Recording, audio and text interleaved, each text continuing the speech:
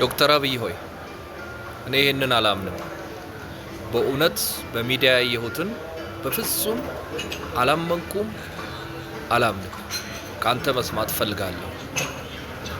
በእውነት ይሄ ኢትዮጵያ ውስጥ ሆኖ ከሆነ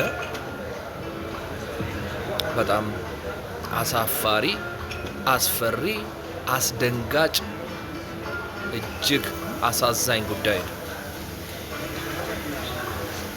እኔ ይሄን ስሰማ ዷጋነን ካትበሉኝና ስቅስቅ ብዬ ነው ያለቀስኩት። ሰሞኑን 5.5 ነው ከዛ በላይ ቢሊየን ብር የሚያወጣ ማዳበሪያ ፎርጅድ አስገብተው ወይም ደግሞ ድንጋይ ሆነ እየተባለ ሲወራ በጣም አዝኜ እቺ ሀገር ምን አይነት ሰዎች፣ ምን አይነት ሆዳም ሰዎች ተወለዱባት፣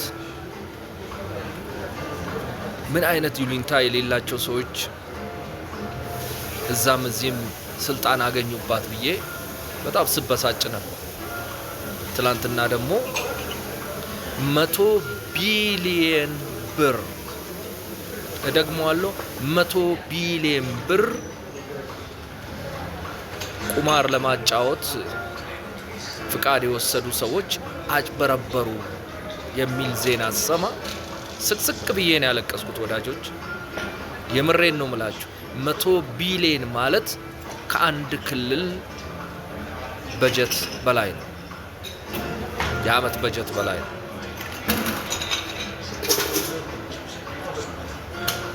በጣም ነው ያዘንኩት፣ በጣም ነው ያዘንኩት። ይሄ ማያስለቅስ ከሆነ፣ ይሄ ማያሳዝን፣ ይሄ ማያሳፍር ከሆነ ምንም ሊያሳፍረን አይገባም። እኔ ምናልባት ቁጥር ተሳስቶ ከሆነ አሁንም እባካችሁ ወዳጆች ይሄን ዜና አጣርታችሁ ንገሩ። እኔ ከጠቅላይ ሚኒስትሩ ካልሰማው በስተቀር ይሄንን አላምንም። 100 ቢሊየን የሚያጭበረብር 10 እና ከዛ በላይ የማይሆን ምናልባትም ከዛ በታች የሚሆኑ ሰዎች 20 እንበላቸው 100 ቢሊየን ብር አጭበረበሩ ማለት ኢትዮጵያ እንዴት አይነት ሌቦች እያፈራች እንደሆነ የሚያስረዳ ነው። ምን አይነት እርምጃ እንደሚወሰድባቸው እኔ አላቅም፣ ምን አይነት ፍርድ ቤት ቆሞ እነዚህን እንደሚዳኛቸው አላቅም። ስንት ድሃ በመድኃኒት እጦት ሞቶ ይሆን? ስንት መንገድ ሳይሰራ ቀርቶ ይሆን? ስንት የኤሌክትሪክ፣ የውሃ፣ ሌላ ኢንፍራስትራክቸር ሳይሳካ ቀርቶ ይሆን? በእነዚህ ሰዎች ሌብነት ማዳበሪያው በመቅረቱ ስንት ገበሬ፣ ስንት ማሳ ጦም አድሮ ይሆን? እኔ አላቅም። እኔ ለጠቅላይ ሚኒስትሩ ማቀርበው ጥያቄ እነዚህ ሰዎች ግልጽ በሆነ ዳኝነት ህዝብ ፊት በሚቀርብ በሚዲያም ይሁን በምን ሊዳኙ ይገባል። እንደ ተራ ማጭበርበር፣ እንደ ተራ ሌብነት ተቆጥሮ ሊታይና ሊታለፍ አይገባው። በቁጥጥር ስር መዋላቸውን ለህግ መቅረባቸውን ሰምተናል። ነገር ግን እነዚህ ሰዎች ምን እንደሚፈረድባቸው የኢትዮጵያ ህዝብ በጉጉት ይጠብቃል። ነገሩንም ክቡር ጠቅላይ ሚኒስትር ሆይ እርስዎ ቢገልጹት ደስ ይለኛል። እውነት 100 ቢሊየን እነዚህ ጥቂት ሰዎች ኢትዮጵያን አጭበርብረው ከሆነ